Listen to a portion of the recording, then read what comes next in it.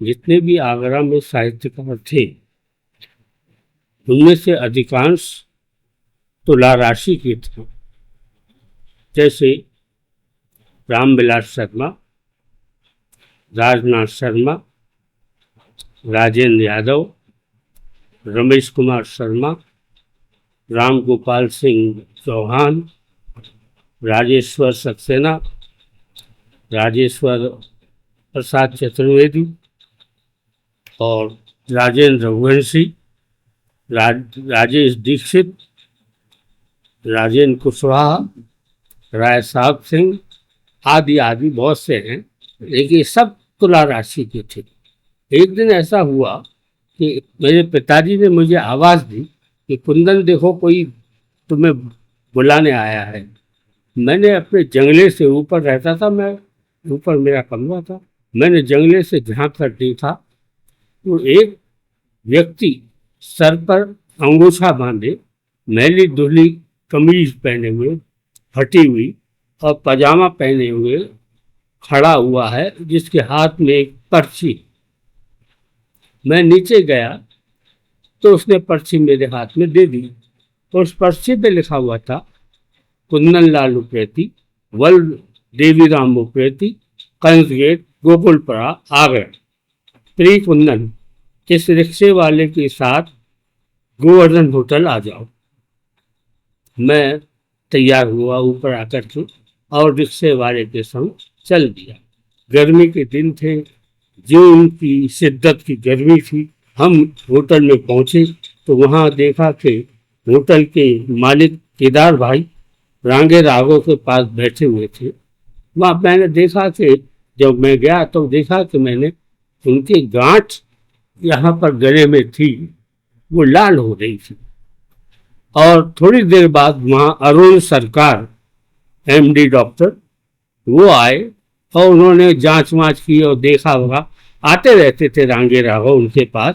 अब वो ऐसा समझिए गोवर्धन होटल रांगे राघव का दूसरा घर था। जब भी वो आते यहाँ से जाने के बाद तो गोवर्धन होटल में ही ठहरते थे और वही केदार भाई से उनकी बातचीत होती रहती थी। तब मुझे बुला करके कहा कि भाई तेरी गांठें कैसे ठीक हुई।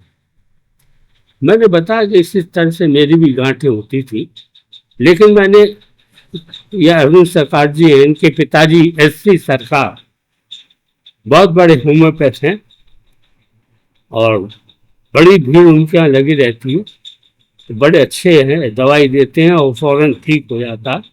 पहले ये एससी सरकार बीआर कॉलेज के प्रिंसिपल थे, अब यहाँ पर डॉक्टरी करते हैं और उनकी बड़ी भारी कोठी थी सरकार साहब की।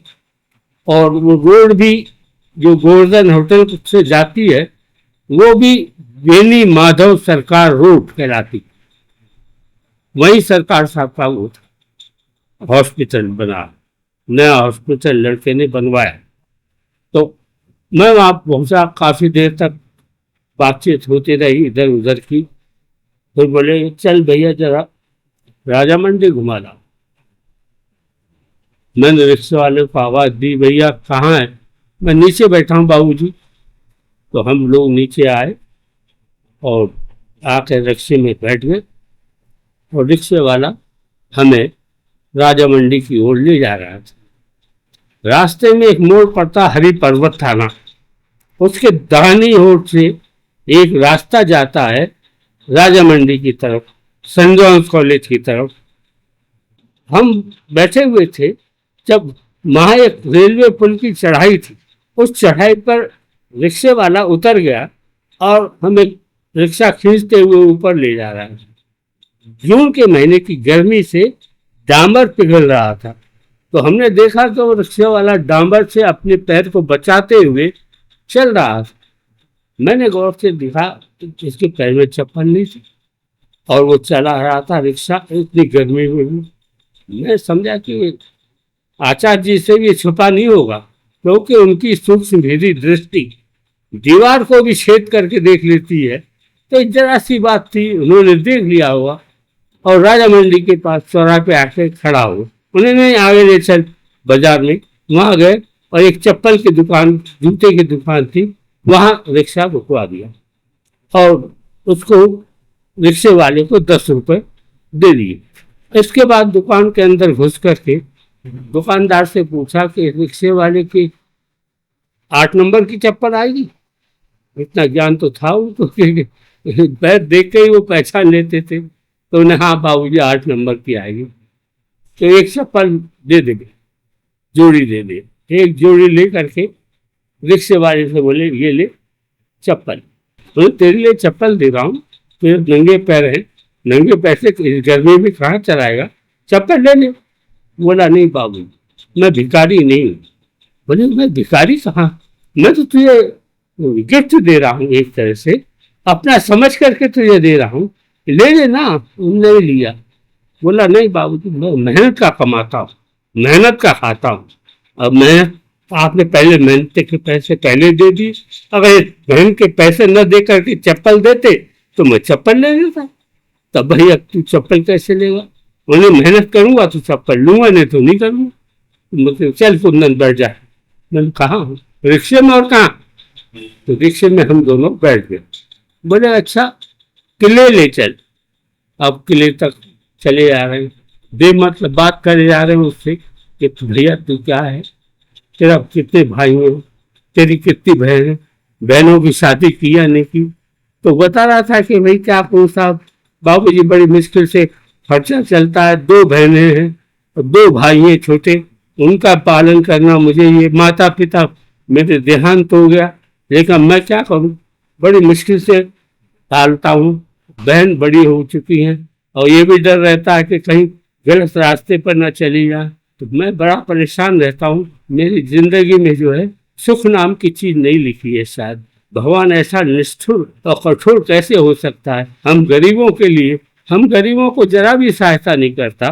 तो ये सब सुनते रहे, मुझे बड़ी बोरियत हो रही थी। किला आ गया, उन्हें अब लौट चल, उन्हें अब कहाँ जाना, वही राजा मंडी। फिर वहाँ राजा मंडी और उसी चप्पल की दुकान के सामने रिक्शा को रुकवा दिया और चप्पल लेकर के देने लगे। अब तो लेगा, अब तो मैं ताना नहीं दूंगा, अब चप्पल ही दूंगा। अच्छा बाबूजी ले लेता हूँ। तब उन्हें चप्पल ले ली। फिर मैंने पूछा भाई रिक्शे वाले तेरा नाम क्या है? बोला कि राजा राम। एक शरारती मुस्कान मेरे होठों पर छा गई। मैंने कहा तुला राशियों का साहित्यकारों में तो बहुतायत आगरे में है, लेकिन रिक्शे वाला भी राजा राम निकला, तुला राशि का ही। ले और डबल, तुला राशि डबल, राजा राम। राजा भी तुला राशि से शुरू होता है, राम भी तुला राशि। और मेरा ध्यान एकदम आचार्य जी की तरफ गया, रांगे राघव, दोनों नाम तुला राशि के। तो दोनों तुला राशि की, सन की दोनों। अब वो चप्पल नहीं ले रहा था, जब क्या मतलब है बेकार के घुमाने का, वहां से उलाने का और बेकार की चीज पूछने का, सब कुछ करने का। तो इस तरह से ये भी एक उनकी सनक थी और वो सनक उनके सामने छोटी पड़ गई, रिक्शे वाले के सामने। लेकिन कहें क्या, सनकी से सनकी मिले कर लंबे हाथ। तो मुझे बड़ी हंसी आई और मैं वहां से फिर उनको बाग मुजफ्फर खां छोड़ करके अपने घर चला।